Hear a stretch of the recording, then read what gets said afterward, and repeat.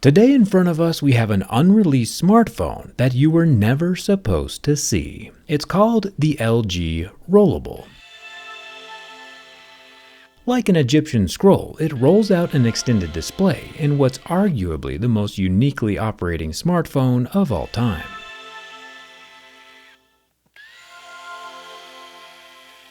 Alas, LG did indeed pass away before releasing this phone to the world, but I managed to snag one from out of their grave. There is a fine line between grave robbing and forensic archaeology, and it feels kind of illegal to hold this, but I'll do my best to keep it functional throughout the review, but no promises. It is interesting that the phone plays music to hide the opening hum of its internal motors, and when it's opening you can see some of the internal linkages at the edge of the display. They look kind of like a zipper, and it's going to be fascinating opening this guy up to see how it works from the inside.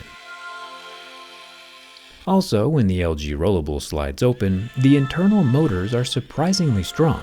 LG said the opening process was good for about 200,000 extensions, and if I happen to squeeze it during the opening process to restrict its movement, it'll pause and ask me nicely not to do that anymore. There is a minor pinch point on the backside when the sections come back together, but it's not large enough to nip at my fingers, so I'm not too worried about it. And, I'm not gonna lie, if I had to choose between a folding phone and a rollable phone, I would probably choose the rollable. Cause look how cleanly it expands my video to go full screen. And going from a 5.5-inch diagonal video to nearly a 7.5-inch diagonal screen, it's a grower. And it ends up being almost the same size as an iPad mini, which is 8.3 inches. No folding, no unfolding, just a simple stroke of the finger, and it instantly gets larger. Insane. Seeing how cool this is makes me all the more sad that we lost LG. F in chat for our friends. Nobody will ever be able to touch a phone as cool as this, except for me. One misconception that I had about LG's rollable phone was that it was going to have the soft exterior plastic screen on both sides of the device. And I was right about the soft screen, at least the part about it being on the front. LG is using the same fingernail scratchable Mohs 2-level plastic as Samsung does on their folding phones, but that soft screen does not in fact end up being exposed on the back side of the device. LG cleverly designed the phone so that the screen rolls under a rear glass panel, yet while remaining fully functional. Kind of like LG's transparent TVs that we see at CES every year. Here on the back we can see your calendar, a few widgets, and even open up the rear cameras for selfies. Then when we go to unroll the rollable, it brings the flexible screen back out to the front as it extends into tablet mode. LG had plans to release this phone back in 2021 before they decided to close their smartphone division, and it just goes to show how far ahead of their time they were, since this phone from 5 years ago feels more futuristic than what Samsung and Apple both dropped this year. The internal motors of LG's Rollable are strong enough to push my metal channel locks across the desk, and it can even propel 2 of my textbooks stacked on top of each other.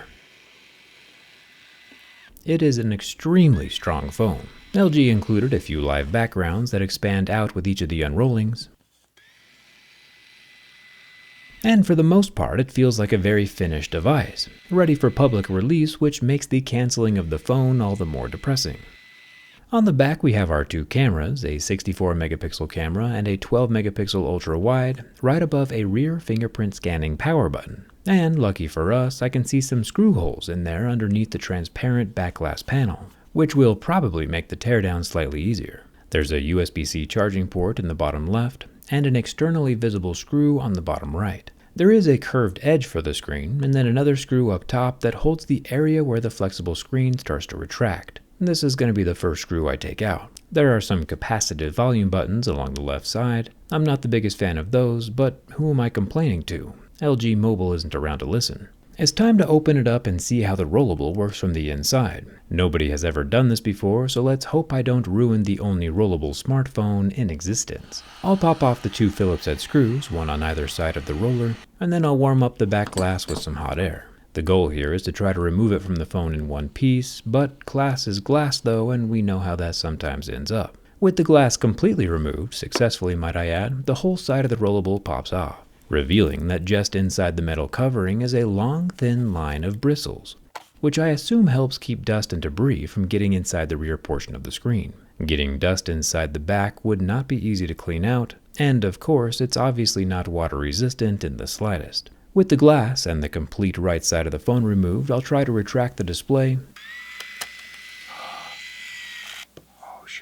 which then completely releases the flexible screen from its constraints. It's cool seeing how the software turns on and off that far portion of the screen depending on how extended the hardware is. We also notice how tight that radius is for the curve. Obviously a folding phone would have an even tighter crease in the center, so LG is still playing it pretty safe curve-wise, or was playing it safe I guess. I miss them so much. The screen has its zipper-like supports in both the top and the bottom edges, and two metal guides along the side, which help keep the screen tight against the back of the phone. This knowledge will come in handy when it's time to reassemble the phone later, assuming it lives that long.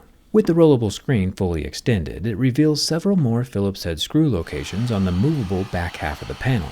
I'll remove these 9 visible screws, and then we can use even more heat and my pry tool to pop off the glass around the camera lenses and fingerprint scanning power button. This is the main 54 megapixel camera that does have optical image stabilization, and the 12 megapixel ultra wide does not have OIS, which is normal. I'll remove 7 more screws back in here, and then make my way up to the super tiny front-facing 3 megapixel selfie camera and pop off the upper and lower bezels. This is what allows the whole flexible display to lift up and away from the phone body. I'm so nervous right now I'm actually shaking. Flexible screens are incredibly fragile, so removing it successfully from one of the most rare and exclusive phones on the planet definitely deserves a thumbs up. And there it is. The internals of the unrivaled LG Rollable. The flexible screen has supportive slats on the back like an escalator, and if I hold it just right, we can still swipe on the screen while it's removed to activate the opening mechanism. And that is amazing. It looks like the big motor itself is up near the top. We'll take a closer look at that in a second. But there are 3 spring-loaded mechanical arms below that motor which help the whole panel extend linearly, uniformly. Absolutely fascinating. LG was so far ahead of its time, and we definitely didn't appreciate what we had until they were gone. I'll be turning the phone off for this next part. Now that he's safely asleep, we can disconnect the battery and pop off the screen ribbons just like little Legos. The engineering that went into this thing is wild. There's still no dogs allowed on the battery, which is good to know. It's got 4,500 milliamp hours, and the motor itself is held in place with 6 silver screws. With the screws gone and the motor rack detached from the frame rail, you can see how spring-loaded the lower arms are. They want to retract or constrict, and add resistance to the extension as it gets opened. I'll pull away the loudspeaker, which is screwed in with the main motor. It does have balls inside. And then, moment of truth, the motor of the LG Rollable is actually 2 motors. We'll get to them more in a second. These springy arms are just so fun.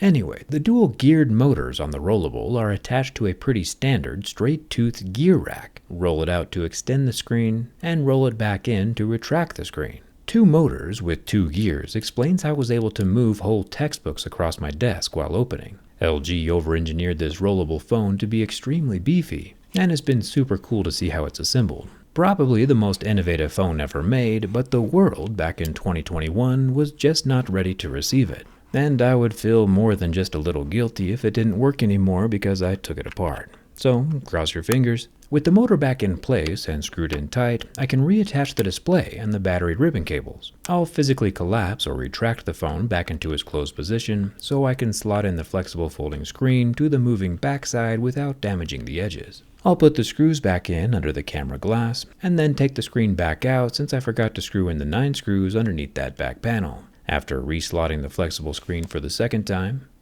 look at that, he's alive. It's always a testament to durability if a phone can survive being completely taken apart. I'm both impressed and depressed. The coolest phone on the planet is one that literally no one gets to have. And I think I need to go out and touch some grass. Literally. Thanks to dbrand's new touch grass skins, I can take grass with me wherever I go. And you might be like, hey Jerry, that's not real grass, as if you would know. But this time, you're actually kind of slightly right. Dbrand has taken polyethylene strands thinner than a human hair, dyed them a variety of green to mimic the actual appearance of grass, and then leverage the art of electrostatic flocking to stick them to a sheet of vinyl. I've calculated that there's about 600,000 of these real strands of fake grass on every single smartphone, but when you factor in all the devices that dbrand's grass needs to cover, we're looking at billions and billions of strands of real fake grass. Is electrostatically flocking billion strands of fake grass as cool as a rollable smartphone? All I know is that only one of these companies is still around to sell their products, so I guess that answers that question. Dbrand also has their flat earth Rubik's Cubes, and speaking of earth, while supplies last, every touchgrass order is going to include one of these new blue sky skins, complete with 3D printed clouds. It's as close as you can get to going outside without actually going outside. And I imagine they're gonna sell out again real quick, so get yours at dbrand.com/touchgrass. I'm glad you joined me on our autopsy today. Definitely subscribe for more, and thanks a ton for watching. I'll see you around.